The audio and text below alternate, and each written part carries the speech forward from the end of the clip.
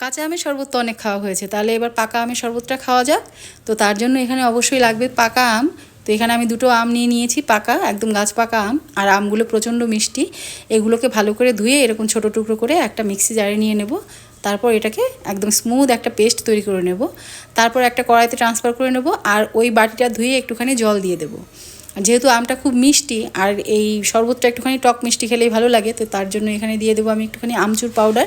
চাইলে এখানে ওই পেস্ট করার সময় আপনারা কাঁচা আম ইউজ করতে পারেন। আর দিয়ে দেবো স্বাদ মতো চিনি। এই রকম একটুখানি ফুটিয়ে এটাকে নামিয়ে নেব। তারপর একটু ঠান্ডা করে এর মধ্যে মিশিয়ে দেবো জল। তো জল মিশিয়ে এটাকে ভালো করে মিক্স করে নেব। তারপর একদম রুম টেম্পারেচারে আসলে এটাকে রেখে দেবো ফ্রিজে। 2 থেকে 3 ঘন্টা ফ্রিজে রেখে সার্ভ করার আগের থেকে ভিজিয়ে রাখা এরকম চিয়া সিডস, একটুখানি বিট লবণ, আর যদি চান এখানে চাইলে পুদিনা পাতাও অ্যাড করা যেতে পারে। আর অবশ্যই কয়েক টুকরো বরফ দিয়ে সার্ভ করে দিন হোমমেড ফ্রুটি। এটা কিন্তু খেতে দারুণ লাগে, একবার হলেও ট্রাই করে দেখুন।